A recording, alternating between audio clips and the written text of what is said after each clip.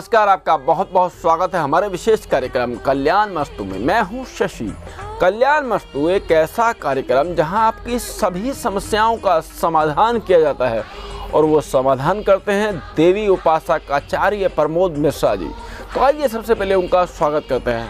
आचार्य जी नमस्कार, आपका बहुत बहुत स्वागत। जय माँ कात्यायनी, माँ भगवती का ध्यान और आवाहन करते हैं आपकी इस विशेष कार्यक्रम में।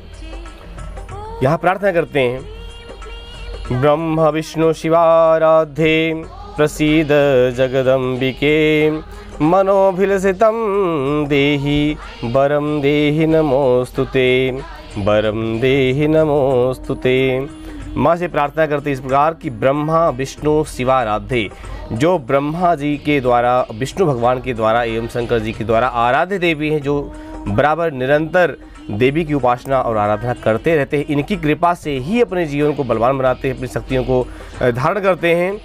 एवं मनोभिलसितम देवी, हमारे मन की अभिलाषाओं को पूर्ण करने वाली देवी, आपको मेरा नित्य नैमित्तिक निरंतर नमस्कार है, अभिवादन है। जय माँ कात्यायनी। दर्शकों, अगर आपका भी कोई सवाल है या आपकी भी कोई समस्या है तो आप हमें कॉल कर सकते हैं। नंबर लगातार टीवी स्क्रीन पे फ्लैश किए जा रहे हैं, क्योंकि इस धरा पर ऐसा कोई भी मनुष्य नहीं है जो कि किसी ना किसी समस्या से जूझ ना रहा हो। अगर आपको भी कोई समस्या है तो आप तुरंत फ़ोन उठाएं और हमें कॉल करें। आचार्य जी, आज मैं सबसे पहले आपसे जानना चाहूँगा, कहते हैं कि अगर किसी पे राहु की महादशा हो तो उसका जीवन बेकार हो जाता है, उसके जीवन में बहुत सारी दिक्कतें उत्पन्न हो जाती है, या ये भी कहा जाता है कि उसे ज्ञान की प्राप्ति होती है। इन दोनों में से कौन सी बात सही है?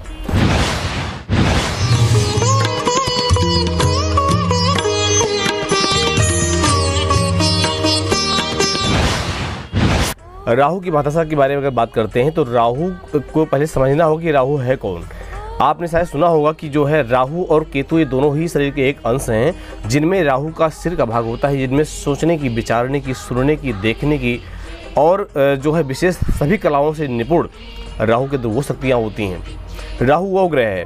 अब निर्भर है कि राहु कुंडली में कहाँ बैठा हुआ है, जिसकी महादशा चल रही है, राहु किस भाव का स्वामी है। अगर मान लिया किसी कुंडली है और कुंडली मिथुन लगन की कुंडली हो गई, लग्नेश जो राहु हो गया, उसका प्रभाव पड़ता है, क्योंकि राहु मिथुन लगन से संबंध रखता है। बुध तो स्वामी है, ये साथ में राहु भी संबंध रखता है। अगर मिथुन लगन की कुंडली है तो राहु उसका प्रभावशाली ग्रह होगा। अब निर्भर ये भी है कि कुंडली में राहु कहाँ बैठा हुआ है। अगर लगन में राहु बैठा, लग्नेश होते हुए लगन में ही बैठा हुआ है, तो यानी वहाँ का प्रभावशाली ग्रह हो गया। अंशों से कम है या ज़्यादा, मान लिया राहु अंशों से कम है, 5 अंशों में है, 4 अंशों में है और उसकी महादशा चल रही है। अब राहु अंशों से ही राहु की महादशा चल रही है तो निश्चित राहु यहाँ पर आपको परेशान करेगा। विशेषकर परेशान कहाँ से करेगा? जो आपके विचार हैं, विचार कहीं ना कहीं मलिन होंगे, नेत्र रोग आपको हो सकता है, कानों से संबंधित समस्याएं हो सकती हैं, जो आपके सोचने की, विचारने की शक्ति है वो भी कमज़ोर हो सकती है, क्योंकि यहाँ प्रभाव, संपूर्ण प्रभाव राहु का होगा। अगर राहु लगन तो मिथुन ही है, लेकिन राहु जाकर बैठ जाता है सप्तम भाव में। अब सप्तम भाव के बैठे हुए राहु की महादशा चल रही है तो यहाँ पर पत्नी से संबंधित समस्याएं राहु दे सकता है। यहीं पर ये तो हो गई बात विशेषकर दोष वाली। अगर यहाँ गुण की बात करते हैं कि राहु गुण क्या दे सकता है, तो राहु कुंडली में कहीं बैठा हो, चाहे लगन में बैठा हो, सप्तम में बैठा हो, दशम में बैठा हो, चतुर्थ भाव में बैठा हो, लेकिन राहु का संबंध अगर बृहस्पति से हो जाता है, बृहस्पति के अंश ज़्यादा हो, राहु के अंश कम हो, यहाँ पर राहु जीवन के ज्ञान देता है, जीवन जीने की कलाएँ सिखाता है आपको राहु। राहु के द्वारा आप वो कलाएँ सीखते हैं, ऐसी कलाएँ सीखते हैं जिन कलाओं के द्वारा आप जीवन में पहचान लेते हैं कि जीवन में हमारा अपना कौन है और पराया कौन है। कई बार ऐसा भी होता है जीवन में कि जिन लोगों को हम अपना समझ रहे होते हैं, आखिर कोई विशेष कार्य होता है, आपको कोई विशेष मुश्किल जीवन में जब आती हैं तो वो लोग आपका साथ नहीं देते हैं। राहु ये पहचान आपका करवा देता है। और कई बार ऐसा भी होता है जिनको हम पराया समझ रहे होते हैं कि ये तो हमारे अपने हैं ही नहीं, इनका हमसे क्या मतलब। कई बार आपके जीवन में वही काम आते हैं, वही आपका साथ देते हैं, वही सीख देते हैं। ये सीख कौन देता है? ये सीख राहु के प्रभाव से ही होता है। संपूर्ण ज्ञान आपको राहु देता है। कई बार राहु आपको जीवन में गुप्त विद्याएं भी देता है। ये कब देता है? राहु आपका अष्टम भाव में बैठ करके और लगभग मध्यम अंश में जाके बैठ जाता है, तो वहाँ पर राहु आपको गुप्त विद्याएं देता है। राहु पंचम भाव में जब बैठता है, अकेला राहु बैठा हो पंचम भाव में, धनु राशि का बैठा हो, तो राहु आपको गुप्त विद्याएं देता है, गुप्त ज्ञान देता है, रिद्धि और सिद्धि। अगर जैसे कि कोई आप तपस्या कर रहे हैं या कोई सिद्धि साधना प्राप्त कर रहे हैं, करना चाहते हैं, तो उस समय भी राहु आपको यहाँ पर बहुत बढ़िया फल देता है, बहुत अच्छा फल देता है। जी दर्शकों, अगर आप आचार्य जी से मिलना चाहते हैं या फ़ोन अपॉइंटमेंट लेना चाहते हैं, वैष्णवी कवच या दुर्गा सप्तशती का पाठ करवाना चाहते हैं, तो आचार्य जी के नंबर लगातार टीवी स्क्रीन पे फ्लैश किए जा रहे हैं, आप उन पर संपर्क कर सकते हैं। आचार्य जी भी एक कॉलर उनसे बात करते हैं। नमस्कार, बहुत बहुत स्वागत है आपका। हाँ जी नमस्कार आचार्य जी। बेटा बताइए क्या नाम आचार्य आपका? जी मेरा नाम राजबाला है। राजबाला आपका नाम है? हाँ जी, मेरा बेटा। जन्म है 17 फरवरी 1985। जन्म का समय बताएं अपना। जन्म का समय 8:30 बजे सुबह। 8:30 बजे सुबह का जन्म है। और जन्म कहाँ हुआ आपका? दिल्ली में हुआ है ये तो मेरा। दिल्ली में हुआ है। क्या समस्या बेटा, क्या दिक्कत है आपको? समस्या ये है कि जब से मेरी शादी हुई है ना, परेशानी रहती हूँ ना, मेरे बच्चे कहना मानते हैं ना मेरा हस्बैंड मुझे बहुत परेशान रखते हैं वो। ओहो अच्छा बेटे, आपकी कुंडली मेरे सामने खुल गई है। आपकी मीन लगन कुंडली है। लग्नेश बृहस्पति जाकर के चंद्रमा के साथ शत्रु राशि में बैठा हुआ है, मात्र 8 अंशों का। और ये भी देख पा रहा हूँ कि जो आपका छठे भाव का स्वामी है वो बुध है। बुध जाकर के बैठा हुआ 12वें भाव में। लेकिन बेटे आपको जो समस्या आ रही है लगातार, ये कब से आपको आ रही है? इस पर कुंडली में जो दर्शाया जा रहा है कि 2004 से बराबर आप जो है दाम्पत्य जीवन को लेकर के परेशान चल रहे हैं आप। हाँ जी। हेलो। 2004 जब से मेरी शादी हुई है, समझ लो जब से ही आ रही है ये तो। हाँ 2004 से बेटा, यहाँ पर अप्रैल 2004 से आ रहा है कि आपकी समस्या बेटे बराबर जो है बनी हुई है और आप बराबर परेशान चल रहे हैं। आपका दाम्पत्य जीवन ठीक नहीं चल रहा है। पंचम भाव का स्वामी जो चंद्रमा है आपकी कुंडली में है, गुरु के साथ ही बैठा हुआ है, जो कि पीड़ित, चंद्रमा भी पीड़ित है, मात्र 3 अंशों का। तो गुरु और चंद्रमा दोनों बेटा पीड़ित हैं, जो कि आपका सप्तमेश और साथ में पंचमेश, ये दोनों पीड़ित हैं। इसी वजह से बेटा समस्या आपकी चल रही है और समस्या आपकी बराबर अभी चल रही है। बेटे आपको मंत्रों का ज्ञान है? अगर आपको कोई मंत्र बताया जाए उसका पाठ कर पाओगे आप? हाँ जी। मंत्रों का ज्ञान है आपको? बता रहे थे ना दुर्गा सप्तशती का पाठ करवाते हैं, तो हमारे यहाँ लोगों ने करवाया है, तो इसलिए मैंने आपको कॉल किया है कि हाँ दुर्गा सप्तशती का पाठ आपसे ही करवाया उन्होंने, तो उनको बहुत लाभ हुआ था, इसलिए मैंने कॉल किया था आपको। बहुत बढ़िया, बहुत बढ़िया। तो अगर आप चाहते हैं कि दुर्गा सप्तशती के पाठ से आपका समाधान हो, तो बेटे एक उसी का मंत्र होता है। तो एक आप बेशक जो मंत्र होता है मंत्र आप कर सके, बहुत अच्छी बात है, लेकिन मंत्र का अगर संपूर्णित पाठ करवा लेते हैं दुर्गा सप्तशती के द्वारा, तो आपको बेटा बहुत लाभ होगा। इसमें पाठ होता है 108 पाठ, यानी सतचंडी का अनुष्ठान। मंत्र है देहि सौभाग्यम आरोग्यम देहि में परमं सुखम रूपम देहि जयम देहि यशो देहि दुसोजहि। इस मंत्र के द्वारा बेटा आप संपूर्णित पाठ, आपका सौभाग्य और संतान ये दोनों आपके ठीक हो जाएंगे। आपका जीवन सुख में बीतेगा। लेकिन संपूर्णित पाठ आपने करवाना है दुर्गा सप्तशती का 9 दिन में, यानी प्रतिपदा से लेकर के और 9वीं पर्यंत शुक्ल पक्ष में पाठ करवाना। किसी भी महीने में आप कभी भी करवा सकते हो। इस पाठ को करवाते आपको काफ़ी लाभ मिलेगा। साथ में बेटा एक काम आपको और करना है, आपके घर के आसपास कहीं अनार का पेड़ लगा हो तो आप उसको सींचें। वो भी आपको हर 9वीं को सींचना है। अगर पेड़ न लगा हो तो पेड़ आप लगा लें या किसी पार्क में लगवा दें, लेकिन उसको सींचना जरूर है आपने। मेन काम है सिंचन का। और हर पूर्णमासी को आज चंद्रमा को अर्घ दिया करें। जब चंद्रमा निकलता है सायंकाल, उस चंद्रमा को कच्चे दूध से, या अगर कच्चे दूध की व्यवस्था ना हो पाए तो आप जल से दे सकते हैं, लेकिन प्रयास कीजिएगा कच्चे दूध से दें तो ज़्यादा बढ़िया रहेगा। लोटा स्टील का हो या अगर चांदी का लोटा हो तो आपका प्रभाव इस पूजा का और ज़्यादा बढ़िया बढ़ जाएगा। चंद्रमा के लिए एक देसी घी का दीपक अर्पण करें, जिससे कि आपका जीवन, दाम्पत्य जीवन बढ़िया हो जाए, अच्छा हो जाए। जी, तो जो आचार्य जी ने आपको चमत्कारिक उपाय बताए, आप उन उपायों करें, आपको लाभ अवश्य होगा। दर्शकों, अगर आप आचार्य जी से मिलना चाहते हैं या फ़ोन अपॉइंटमेंट लेना चाहते हैं, वैष्णवी कवच मंगवाना चाहते हैं या दुर्गा सप्तशती का पाठ करवाना चाहते हैं, तो आचार्य जी के नंबर लगातार टीवी स्क्रीन पे फ्लैश किए जा रहे हैं, आप उन पर संपर्क कर सकते हैं। आचार्य जी, अब मैं आपसे जानना चाहूँगा, आपने बताया नहीं कि अनार के पेड़ का जल से संचय करना है ना, इससे क्या होगा आचार्य जी?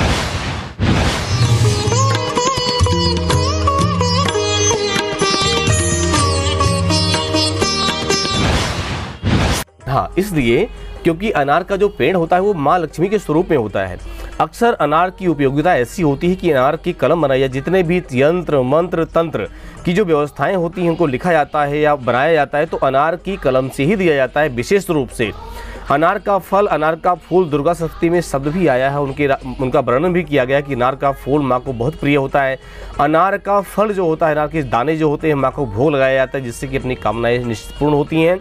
क्योंकि अनार के वृक्ष में महालक्ष्मी का नित्य निवास होता है। महालक्ष्मी माता को अति प्रिय है, ये वृक्ष भी प्रिय है, इसके पत्ते भी प्रिय होते हैं, इसका फूल भी प्रिय होता है, इसका फल भी माँ को अति प्रिय होता है। माँ लक्ष्मी सभी कामनाओं को पूर्ण करती हैं। कामना व्यक्ति सोचता है, जीव सोचता है, लेकिन पूर्ण कौन करता है? पूर्ण माँ करती है। तो माँ का जो नित्य निवास है वो अनार के वृक्ष में ही होता है। इसीलिए मैंने बताया कि अनार के वृक्ष का सिंचन करें। उस पौधे को कहीं अगर घर में है तो बहुत बढ़िया है, नहीं तो लगवाएं। अगर पौधा जैसे फलता फूलता रहेगा, आप उसको सिंचन करेंगे, पौधा जीवित रहेगा, तो उसकी जो एनर्जी है, उसकी जो ऊर्जा है, यानी उसका पुण्य, वो आपको प्राप्त होगा। आपका जीवन, दाम्पत्य जीवन सुखमय होगा। जहाँ माँ की कृपा होती है, महालक्ष्मी की कृपा बरसती है, जीवन निश्चित सुखमय हो जाता है। जी दर्शकों, अगर आप आचार्य जी से मिलना चाहते हैं या कहीं दूर दराज रहते हैं और फ़ोन अपॉइंटमेंट लेना चाहते हैं, वैष्णवी कवच मंगवाना चाहते हैं या दुर्गा सप्तशती का पाठ करवाना चाहते हैं, तो आचार्य जी के नंबर लगातार टीवी स्क्रीन पे फ्लैश किए जा रहे हैं, आप उन पर संपर्क कर सकते हैं। आचार्य जी, अब मैं आपसे जानना चाहूँगा, अगर राहु के कारण बहुत सारी परेशानियाँ जीवन में आ रही हैं तो उसके लिए हम क्या उपाय करें?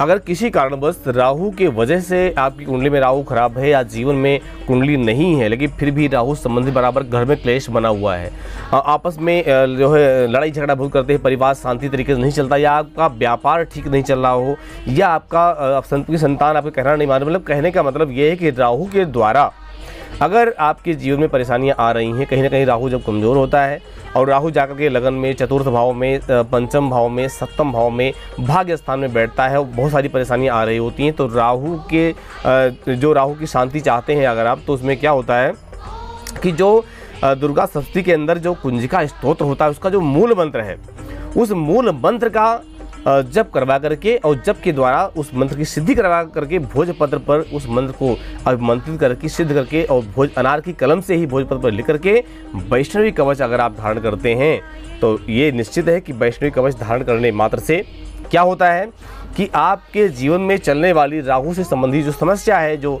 परेशानियाँ चल रही हैं कि आप बहुत ज़्यादा परेशान हो रहे हैं, बहुत ज़्यादा दुखी हो रहे हैं, वैष्णवी कवच जब आप पहनते हैं, राहु की जो समस्या चल रही है उस समस्या का संपूर्ण निदान माँ स्वयं करती। कि माँ के एक हाथ में आपने देखा होगा एक नाग का भी स्वरूप है, नाग को भी माँ ने हाथ में पकड़ रखा है, जकड़ रखा है। तो नाग की जो समस्या है, यानी राहु का आकार सर्पाकार है, इसीलिए राहु से संबंधित समस्या आपकी वैष्णवी कवच से निश्चित दूर होती है। यही है कि चमत्कार आपके जीवन में कभी ऐसी समस्या हो तो आप वैष्णवी कवच को अपनी इसी समस्या के अनुसार, अपनी कामना के अनुसार आप बता करके, और जो कुंजिका स्तोत्र का मेन मंत्र है, मूल मंत्र, उस मंत्र के आधार पर धारण करें। चमत्कार आप स्वयं देख पाएंगे, आप स्वयं ही धन्यवाद करेंगे कि आचार्य जी आपके द्वारा बताया गया उपाय हमें आज कारगर हुआ, आज हमारा जीवन सफल हो गया, जीवन सुखमय हो गया। दर्शकों, अगर आप भी किसी समस्या से जूझ रहे हैं और अपने लिए वैष्णवी कवच मंगवाना चाहते हैं या आचार्य जी से मिलना चाहते हैं या फ़ोन अपॉइंटमेंट लेना चाहते हैं या दुर्गा सप्तशती का पाठ करवाना चाहते हैं, तो आचार्य जी के नंबर लगातार टीवी स्क्रीन पे फ्लैश किए जा रहे हैं, आप उन पर संपर्क कर सकते हैं।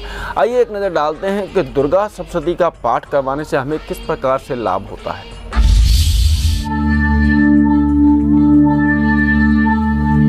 दुर्गा सप्तशती शक्ति साधना का सबसे शक्तिशाली ग्रंथ, 700 श्लोक, 13 अध्याय।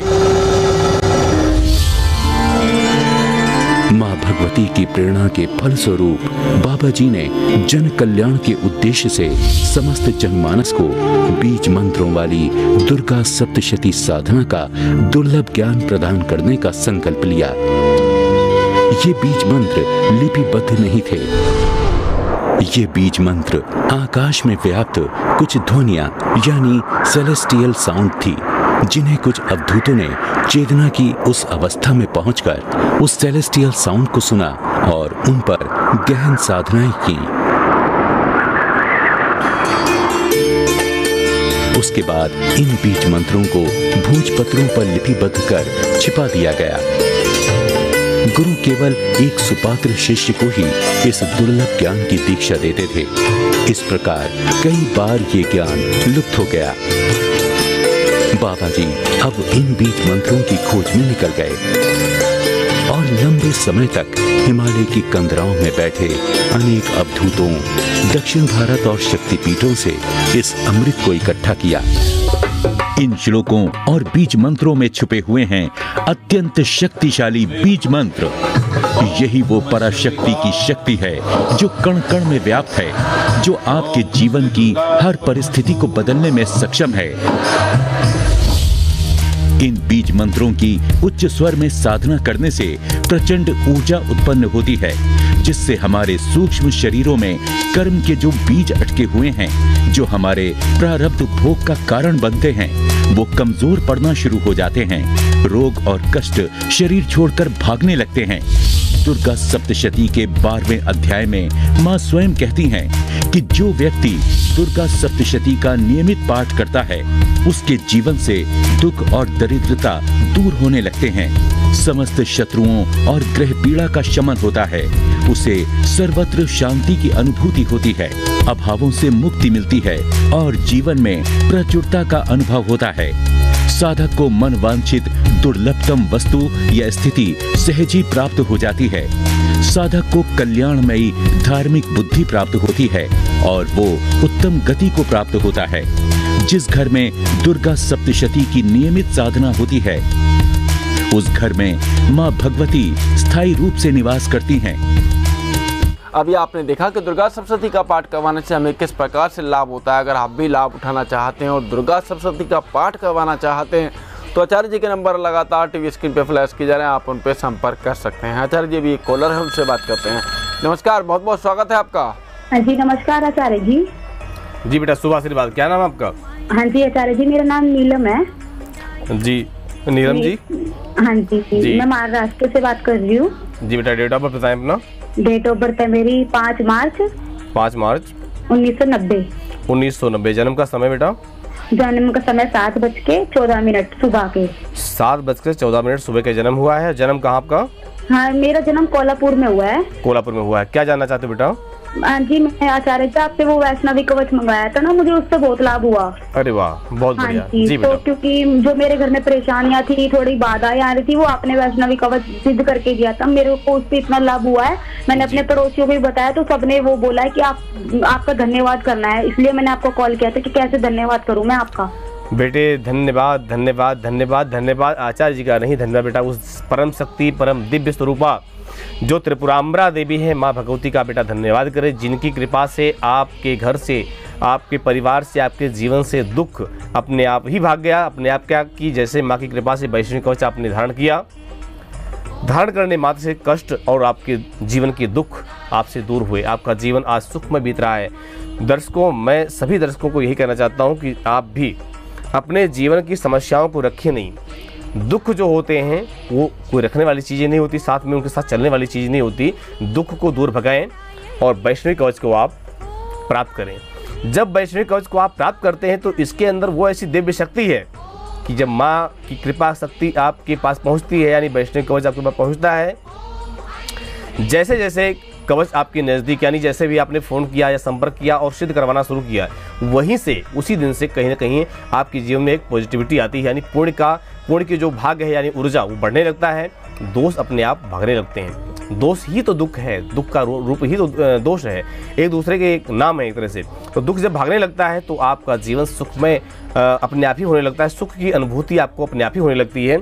इसीलिए दर्शकों मैं यही कहता हूँ कि वैष्णवी कवच को आप प्राप्त करें। अपने समस्या और चिंताएं आपकी उस समस्या और चिंता के आधार पर सिद्ध करवा करके बेटा आप प्राप्त करें। जो भी लोग हैं, जो भी समस्या आपके जीवन में, भाई जीवन तो एक है लेकिन समस्याएं अनेक हैं, कामनाएं भी अनेक होती हैं। तो अगर कोई कामना आपकी पूर्ण ना हो पा रही हो, आप परेशान हो रहे हैं, तो मैं आपको सही सलाह देता हूं कि आप अपनी कामना के अनुसार वैष्णवी कवच प्राप्त करें, धारण करें और समस्या से मुक्ति पाएं। जी दर्शकों, अगर आपके जीवन में भी कोई समस्या और आप अपने लिए वैष्णवी कवच मंगवाना चाहते हैं तो आचार्य जी के नंबर लगातार टीवी स्क्रीन पे फ्लैश की जा रहे हैं, आप उन पर संपर्क कर सकते हैं। आचार्य जी भी एक कॉलर, उनसे बात करते हैं। नमस्कार, बहुत बहुत स्वागत है आपका। हाँ जी, नमस्कार आचार्य जी। जी बेटा, शुभ आशीर्वाद। क्या नाम आपका? हाँ जी आचार्य जी, मेरा नाम प्रीति है। जी प्रीति बेटा। आचार्य जी, मेरी जन्म तिथि है 2 फरवरी 1981। 1981। जन्म का समय क्या है बेटा? जन्म का समय 7:18 रात्रि 7:18। हाँ जी, जन्म स्थान है पुणे महाराष्ट्र। हाँ जी, पुणे महाराष्ट्र से। मैं ये जानना चाहती हूँ आचार्य जी, मेरी ना शादी नहीं हो पा रही, शादी में बड़ी प्रॉब्लम आ रही, जैसे कि रिश्ते आते हैं ना, मेरे रिश्ते छूट जाते हैं। तो बेटे आपने अपनी जन्म कुंडली कहीं दिखाई? क्योंकि जन्म कुंडली मैं देख पा रहा हूँ सिंह लग्न की कुंडली है और चंद्रमा आपके धनु राशि में बैठा हुआ है, यानी आप की राशि जो है धनु है, लेकिन साथ में मंगल 2 अंशों का आपके सप्तम भाव में बैठा हुआ है। आपकी कुंडली पूर्ण मांगलिक है, ये पता है आपको?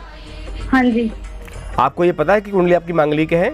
नहीं, ये तो नहीं पता था, आज पता लगा आचार्य जी। हाँ, हमारे अच्छा आपने बताया वो तो। जी बेटा, जो आपके जीवन में वैवाहिक बाधा आ रही है ये मांगलिक की वजह से ही आ रही है बेटा। एक बात और देख पा रहा हूँ, राहु की महादशा है, गुरु का अंतर चल रहा है इस समय आपके ऊपर, और बृहस्पति आपके विवाह का कारक ग्रह है।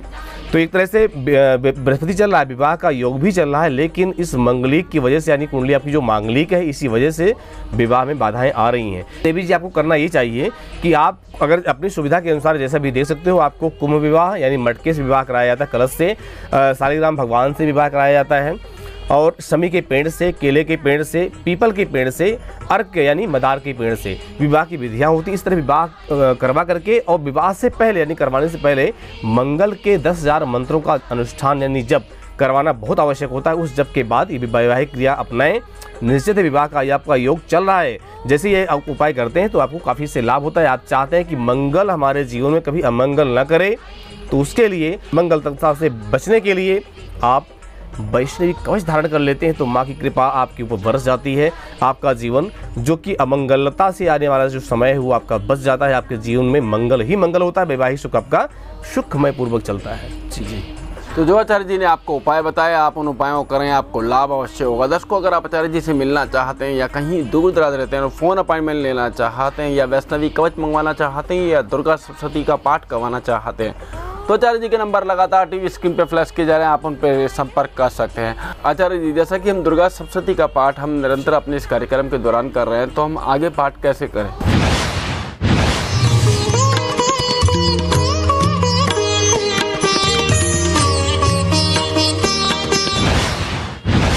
दर्शकों, नित्य नैमित्तिक पाठ आप सुन रहे हैं, बराबर पाठ को श्रवण करते हैं, हर श्लोक का आप ध्यान करते हैं कि जब ध्यान का आता है तो ध्यान आप करते हैं, हर श्लोक का आप अर्थ समझते हैं नित्य नैमित्तिक। तो प्रथम अध्याय में जो अभी ध्यान के बाद जो पहला श्लोक है, भगवान ब्रह्मा जी जो स्तुति करते हैं निरंतर, मार्कंडेय जी अपने ऋषियों और मुनियों को, शिष्यों को जो कथाएं सुना रहे हैं उस महामाया की माया के बारे में, उस महामाया की माया कितनी असीम होती है, कितनी अनुकंपित होती है, उसके बारे में बता रहे हैं। तो यहाँ कहते हैं कि सावर्णी सूर्य तनयौ यो मनु कथ्यष्टमा निशामय तदुत्पत्तिं विस्तराद गतो मम महामायानुभावेन यथा मनवंतराधिपा सा बभूव महाभागः सावर्णिस्तनयौरवे स्वारोचिसन्तरे पूर्वं चैत्रवंश समुद्भवा सुरथो नाम राजा भूत समस्ते चितमंडले तस्य पालितः सम्यक् प्रजाः पुत्रा निवोरसान् बभूवो शत्रो भूपा कोला विध्वंसिनस्तदा। यहाँ पर कहते हैं कि सावर्णी सूर्य तनयो यो मनु कस्तमा, कहते हैं कि सूर्य के जो पुत्र हैं, सावर्णी नाम की जो 8वें मनु हुए हैं, और उनकी उत्पत्ति की कथा विस्तार पूर्वक मार्कंडेय ऋषि अपने ऋषियों मुनियों कहते हैं कि सूर्य कुमार महाभाग सावर्णी भगवती महामाया के अनुग्रह से जिस प्रकार मनवंतर के स्वामी हुए, मैं वही प्रसंग सुनाता हूँ। कहते हैं पूर्व काल की बात है, स्वारोचिस मनवंतर में सुरथ नाम के एक राजा थे जो चैत्र वंश में उत्पन्न हुए थे। उनका समस्त भूमंडल पर अधिकार था, यानी चक्रवर्ती नरेश थे, और अपने प्रजा को औरस पुत्र की भांति यानी अपने पुत्र की भांति उसका पालन पोषण करते थे, धर्म पूर्वक पालन करते थे। और उसी समय कोला विध्वंसी नाम के कुछ शत्रु, क्षत्रिय शत्रु उत्पन्न हुए, और उन शत्रुओं ने राजा के ऊपर आक्रमण किया। इस तरह से आगे बता रहे हैं कि कोला विध्वंस न सदा। इस तरह से आपको आगे भी आप नित्य नैमित्तिक कथा को सुनते रहते हैं, आप आगे भी सुनेंगे। और दर्शकों, आपके जो मित्र हों, आपके जो पड़ोसी हों, जो भी आपके सन्निकट में कोई हो, तो आप ये कथा और ये कार्यक्रम आप उनको बताइएगा कि इस कथा के माध्यम से आप भी पुण्य का अर्जन करें, जिससे कि आपका जीवन भी सुखमय पूर्वक बीते। महामाया की जो माया है उस माया से आप बचें, और बाकी जो कृपा शक्ति है वो आपके ऊपर वर्ष पड़े, आपका जीवन सुखमय पूर्वक चले, आपका जीवन कल्याणमय पूर्वक चले। दर्शकों, अगर आप भी आचार्य जी से मिलना चाहते हैं, दुर्गा सप्तशती का पाठ करवाना चाहते हैं, या फ़ोन अपॉइंटमेंट लेना चाहते हैं, या वैष्णवी कवच अपने घर मंगवाना चाहते हैं, तो आचार्य जी के नंबर लगातार टीवी स्क्रीन पर फ्लैश किए जा रहे हैं, आप उन पर संपर्क कर सकते हैं। आचार्य जी भी एक कॉलर है, उनसे बात करते हैं। नमस्कार, बहुत बहुत स्वागत है आपका। प्रणाम पंडित जी। जी आशीर्वाद बेटा, क्या नाम आपका? मेरा नाम है पंडित जी राहुल। राहुल बोल रहे हैं। राहुल जी बताइए। जी, मेरा विवाह नहीं हो पा रहा है। आपका डेट ऑफ बर्थ क्या बेटा? 27 सितंबर 1985। 27 सितंबर 1985। जी। जन्म का समय क्या बेटा? 5 बजे सुबह। 5 बजे सुबह। जी। जी बेटा, जन्म कहाँ हुआ है? दिल्ली। दिल्ली में। अच्छा, आपका विवाह नहीं हो पा रहा है, आपकी वर्तमान में यही समस्या है। वर्तमान में मैं देख पा रहा हूँ शनि की महादशा और चंद्रमा का अंतर चल रहा है। चंद्रमा आपके सप्तम भाव में बैठा हुआ है, चंद्रमा आपका मित्र राशि का है। विवाह का योग तो आपका चल रहा है, लेकिन श्रीमान जी आपकी जन्म कुंडली में शुक्र और मंगल का योग है। शुक्र एक स्त्री कारक ग्रह है, शुक्र मात्र 7 अंशों का बैठा हुआ, मंगल के साथ बैठा हुआ, कुंडली आपकी संपूर्ण मंगली बन रही है। सिंह का मंगल है, यानी मित्र राशि का मंगल है। तो श्रीमान जी आपको मैं कहना ये चाहता हूँ कि आप अपने जीवन में मंगल कार्य चाहते हैं, यानी विवाह का कार्य संपन्न कराना चाहते हैं, तो एक तो आपको करना ये होगा शनि की शांति कराएं। दूसरा, मंगल के जो 10,000 मंत्र होते हैं, यानी वैदिक मंत्र, न कि तांत्रिक मंत्र, वैदिक मंत्र का अनुष्ठान करवाएं, आपको काफ़ी लाभ मिलेगा। दूसरा उपाय आपका ये है कि आप कहीं भी पता कर लीजिएगा, खैर का जो पेड़ होता है, खैर के पेड़ को सिंचन करें। हर मंगलवार को लगातार 8 मंगलवार करते हैं तो आपका विवाह का योग बन जाएगा।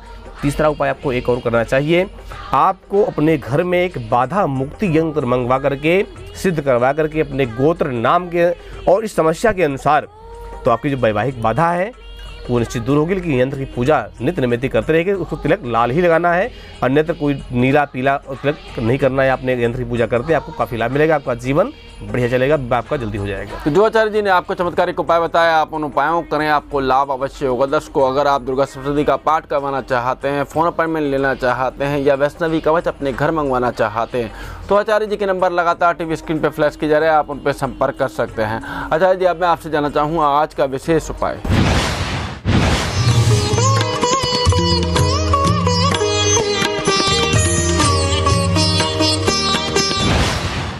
दर्शकों, आज का विशेष उपाय विषय था हमारा राहु की महादशा के बारे में कि राहु अगर की महादशा चल रही तो हमें क्या फल मिलता है, इस तरह से हमारा विषय था। तो मैं आपको बताना ही चाहता हूं कि राहु की महादशा के द्वारा आप पीड़ित हैं, आपकी दशा ठीक नहीं चल रही, तो लगातार आप 7 पंचमी को, यानी जो पंचमी चाहे कृष्ण पक्ष की हो चाहे शुक्ल पक्ष की हो, 7 पंचमी को छोटा सा नाग बनवा करके, यानी तांबे का नाग भगवान शंकर जी के ऊपर आपने चढ़ाना होगा। स्थिति आपके ऊपर निर्भर है कि अगर आप चाहते हैं कि नाग ऐसे चढ़ाएं जो भगवान शंकर जी के शिवलिंग में आ जाए।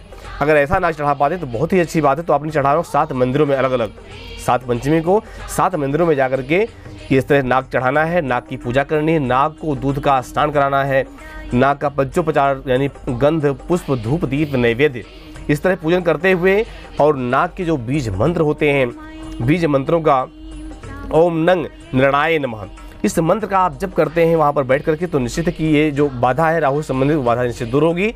भगवान शिव की कृपा एवं भगवान शेष की कृपा आपको निश्चित मिलेगी, आपका जीवन सुखमय बीतेगा। जी दर्शकों, अगर आप आचार्य जी से मिलना चाहते हैं या फ़ोन अपॉइंटमेंट लेना चाहते हैं, वैष्णवी कवच मंगवाना चाहते हैं या दुर्गा सप्तशती का पाठ करवाना चाहते हैं, तो आचार्य जी के नंबर लगातार टीवी स्क्रीन पर फ्लैश किए जा रहे हैं, आप उन पर संपर्क कर सकते हैं। आचार्य जी, आप हमारे इस कार्यक्रम में आए, आपने इतनी सारी जानकारी दी, आपका बहुत बहुत धन्यवाद। नमस्कार। जय मां कात्यायनी। तो कल्याण मस्तु कार्यक्रम में आज बस इतना ही। कल फिर मुलाकात होगी इसी वक्त इसी चैनल पर, तब तक के लिए मुझे दीजिए आज्ञा। नमस्कार। अगर आप देवी उपासक आचार्य जी से मिलना चाहते हैं या फ़ोन अपॉइंटमेंट लेना चाहते हैं या अपने नाम से सिद्ध करवाकर वैष्णवी कवच मंगवाकर धारण करना चाहते हैं, तो संपर्क करें 09811927499। अगर आप किसी समस्या से परेशान हैं और देवी भागवत पुराण के द्वारा निवारण करवाना चाहते हैं, जैसे नवचंडी यज्ञ, शतचंडी यज्ञ, सहस्त्र चंडी यज्ञ या लक्ष्य चंडी यज्ञ करवाकर अपने सभी कष्टों से निवारण प्राप्त करना चाहते हैं, या देवी भागवत या दुर्गा सप्तशती का पाठ करवाना चाहते हैं, तो संपर्क करें 09811927499।